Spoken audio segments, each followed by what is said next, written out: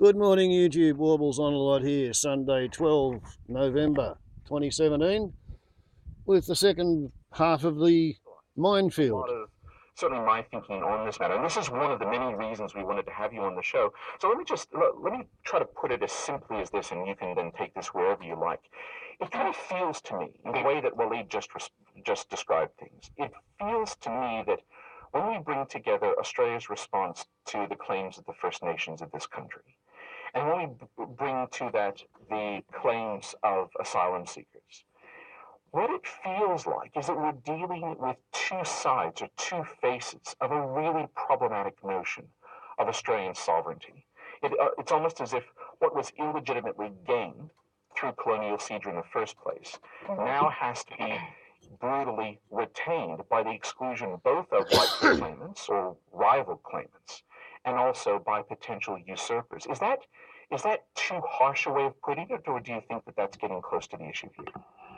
I think that what we're seeing enacted here, and Waleed was speaking before about, questions of liberalism, but I think we can even bring it back, look at it more in a more specific way by speaking about the logic of the settler state, the settler liberal state, which we have, which really kind of needs to keep enacting itself in terms of establishing the border. And the border is both something that is external, as we've seen in the brutal kind of theatricalization of the border of violence in relation to the refugees and asylum seekers on Manus and Nauru, but also within, in the way that we keep redefining citizenship. That was a very telling quote that you read from the PM about Aboriginal people as citizens, but it's precisely the status of Aboriginal citizenship that keeps getting redefined by Parliament. So, for example, we've had this very expensive exercise of wanting to hear what Aboriginal leaders think, what they want, culminating in the Uluru Statement that was then rejected out of hand. So what is the status of Indigenous people as citizens, which is a very problematic kind of question. But also I think I want to also bring up front that this links to the other, crisis, as people have kept breathlessly referring to it, of citizenship in Parliament, which really has to do with the citizenship of whiteness. The people who've come up against, who've fallen foul of the citizenship laws, are actually people of white ethnicity whose difference could not be seen, was naturalized, because Australian citizenship has always been seen as white. Let me stop there and let you respond. I was just hanging. I wanted to hear what comes next as well, because it is interesting, isn't it? That the problematic nature of the citizenship of certain parliamentarians was problematic because it couldn't be seen. That's right. It was naturalized. And that's exactly right. I'm waiting for the serious wogs to get in trouble with this. That's what I've been waiting for in the dual citizenship scenario. Have you noticed that? It's not the penny wong. It's true. It's true. Yeah. It's not the Sam Dastiaris, because already those of us of non-Anglo ethnicity, or what's euphemistically called multicultural, those of us who are multicultural, have always known this. So that that we have had to go through this process of checking and vetting and renouncing, etc., to get into Parliament. The people who've never had to think about this are people who have always been citizens of Australia by virtue of British descent. And I think it's important to mark that from 1901 until 1988, in fact, people of British citizenship were conferred certain privileges that gave them de facto Australian citizenship. So what we are seeing here is a kind of, to the extent that it is a crisis, I think it's a crisis of constitutional whiteness coming home to roost. But I think that's true-ish. But I think that, notwithstanding the I suppose what I've described as a very funny political constitutional crisis that we have now with dual citizenship, I think we've managed to absorb notions of multiculturalism into Australian citizenship relatively successfully. We've slowly, and I know in this program we've discussed this before, we've slowly tracked a very culturally bound notion of citizenship through to a more civic ideal of citizenship. And Australia's kind of slowly making that transition in what you might broadly describe an American direction, although it's a little bit deformed, it's not quite political. I really disagree with you on this, Willie. I really do. Okay, well, you can do that in a second, Scott. Just pipe down. But, I think we are slowly making that transition. I think there is something unique and uniquely intractable when it comes to the claims of Indigenous Australia. And that's not about something as simple as non-whiteness, and it's not about something as simple as the multicultural forms of citizenship. I think that is to do with dispossession. And it's to do with our inability, our political inability, the fact that we lack the political technology to deal with that founding act of displacement, because it's a founding act. Every other act to do with immigration or whatever isn't founding. We can come up with a way of accommodating that without doing violence to the very mythology of our existence. But when it comes to Indigenous Australia, that's just a bridge too far. All right, Scott, take your shot. Well, no. I might actually sort of hold the taking of my shot over to the podcast portion. But can I ask you both then? Doesn't that mean that the very idea of Aboriginals as citizens itself is an inadequate concept? I mean, one of the interesting things about the voice into Parliament is that was, please correct me if I'm wrong, that was almost a de jure treaty, wasn't it? It was a form of constitutional reconciliation and acknowledgement of the claims of the First Nations and the establishment of an autonomous, yes, advisory, but an autonomous voice. So to some extent, it's not simply defining. It's also, I think, giving primacy to an identity apart from, other than, deeper than simply citizenship. If I can just say something there, it's what I kind of think of as a ledger book mentality almost, where we say, well, on the one hand, we have multiculturalism. On the other hand, we do not have full equality, full voice, full sovereignty for Aboriginal people. I don't think you can actually make that kind of divide. I think the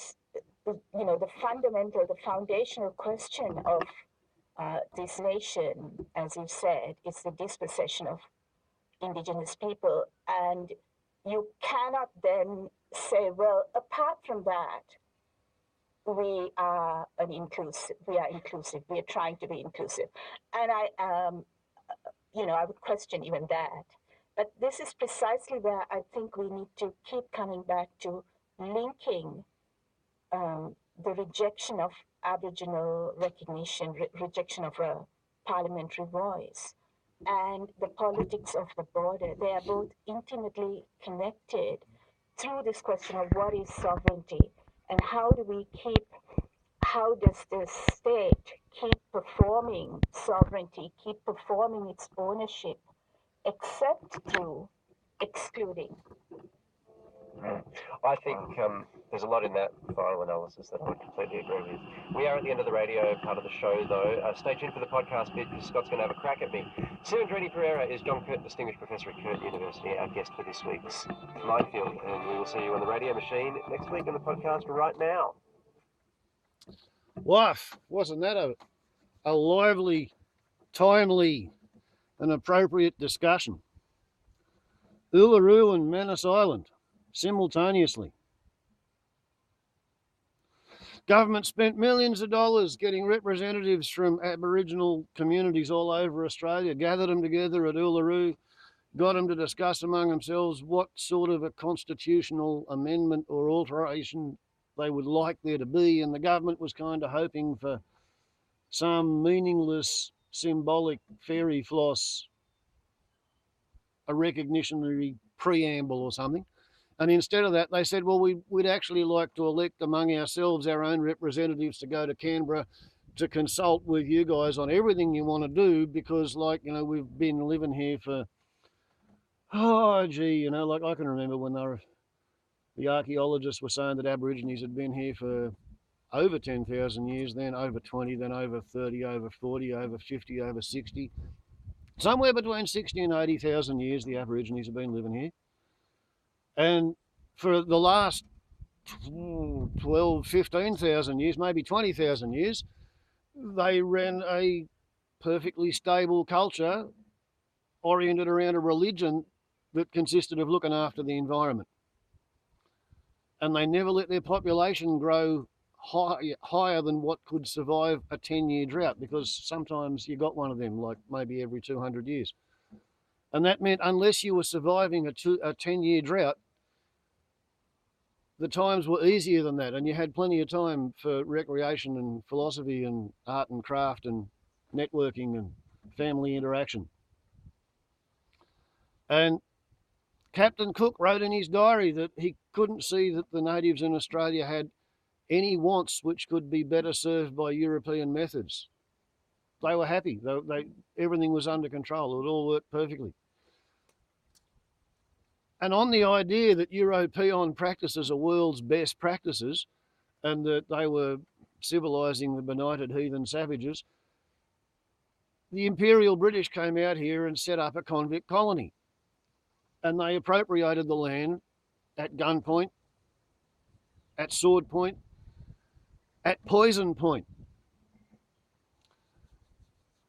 Around here, the harmony means to put arsenic in flour and cook dampers and then leave them out on the rocks for the local Aborigines to eat, because that ensures racial harmony in the district. More popular between Armidale and the coast than here in Glen Innes, as far as I can make out. But yeah, that's how white Australia came to be here. And the whole idea, as I recall it during the 60s before the citizenship referendum, was that the Aborigines never put two sticks together. They didn't ever use any of the resources of the land. We were showing them a better way of living. And that's why sheep and potatoes were released and all of the human native food plants were fed to the sheep. And the topsoil was put in the bottom of the rivers or washed out to sea. The ecology's been crashed, showing the Aborigines a better way of living, the European world's best standard. This is what we do. And the only reason that I know that the Aborigines aren't still in an armed resistance is because, as the cultural belief is, chairman of the Regional Land Council told me this 20-odd years ago, 25 years ago, Biome, the creator, knows why it was a good idea to let the whitefellas come here to Australia. The Aborigines didn't bring whitefellas here. The Aborigines didn't let whitefellas loose and let them do what they do. Everything they touch, they turn to shit. You know, they wreck everything. Biome alone knows why that was a good idea, but because Aborigines didn't put them here, it's not our job to get rid of them. That's what he said to me. He said it'll be up to Biome to see how they go and what becomes of them.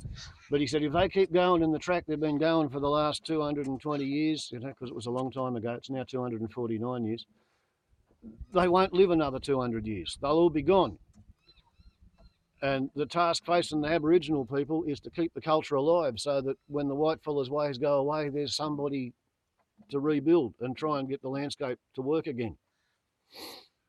It's a very long-term view, but it means that removing the whitefella from the equation is not the Aborigines' job or problem or responsibility. When Aborigines see something they don't understand, it means they don't understand everything that Biome, the creator, has got going on the playing board of life in the universe, let alone just here on Earth. It doesn't mean they have to pull on their army boots and go in there and shoot everybody they don't understand on the grounds that they must be the problem.